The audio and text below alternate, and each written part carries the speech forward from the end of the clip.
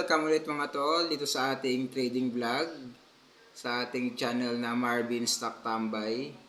Right now, nandito po tayo sa ating portfolio at meron tayo diyang position, yung tinatawag nating Ali. Ito yung ating position. Ayan o. Ayan, Ali. Ang ibig sabihin yun, Ayala Land Inc. Nabili po natin yung 400 shares. Ayan, meron tayo 400 shares dyan. Sa halagang eksakto na 27 per share. At meron tayo 400. And right now, ang kanyang current price ay 27.5. Ayan. 27.5. At meron tayong gains dito na 0.64%. At ang katumbas po sa peso niyan ay 69.67. Pwede nang pambili ng ano yan, no? 1 kilong bigas na rin pala yan. So, bali pang 2 days na to na di na-hit. Kasi, masyado tayo naging greedy. At the same time, hindi tayo nag-stick sa ating strategy. Kasi, sinabi ko nga, dati ng ating strategy dito ay 1% trading strategy.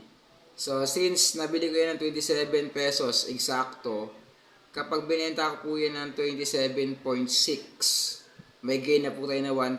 Kaya lang, hindi po tayo nagbenta sa ganun na 27.6. So, nag-set tayo ng take profit ng 27.8. Kahapon, ang pinakamataas lang na inabot nitong si Ali ay 27.7. So, kulang ng 10 cents, kaya hindi siya naabot. Tapos, kanina naman, di rin na-hit kasi nga 27.75 yung naging pinaka-high. Kaya ang ginawa natin, kinancel natin yung ating sell order at eto, nag-set ulit tayo ng 27.6. Tignan natin, asan ang ating order. Ayan. Check natin. Dito po yun nahanapin. Ayan. View mode. Ayan o. Ayan, meron tayo dyang naka-sell in. SN, ibig sabihin sell new. 27.6. Ayan, binago na natin. Tigas kasi ng ulo natin eh. Kung kahapon pa lang sana, di ba? Ayan. Ay, nagbago na. Ayan na, nakita nyo na. 27 point, ano na, 0.55. So, 5 cents na lang. Hit na yung ating take profit dyan. Ayan, sige, antayin natin. Tapos, after nito, mamaya kapag na-hit itong ating take profit na 27.6, mag-aabang tayo mga 2.30. Mag-aabang ulit tayo ng isang stock na pwede nating pasukan, no? Pwede tayo mag-enter ng buy. Tapos, mag-set agad tayo ng TP para bukas pag open ng market at tumaas agad ng ilang percent, di ba? Pwede mo hit kaagad tayo. So, ganun lang. So, stick tayo sa 1% trading strategy. Huwag masyadong greedy. And then, yun lang muna. So, tignan natin to. Ilang minutes kaya ito bago ma-hit. Okay, try natin 2 minutes. Abangan natin. Ang oras natin dito ay, yung running time ng ating video ay 3 minutes and 29 seconds. Try natin paabutin ng 5 minutes kung maabot itong ating ating sell order. Ayan na, konti na lang.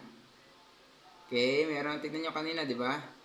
0.83% na. Ayan o. Ayan na siya o.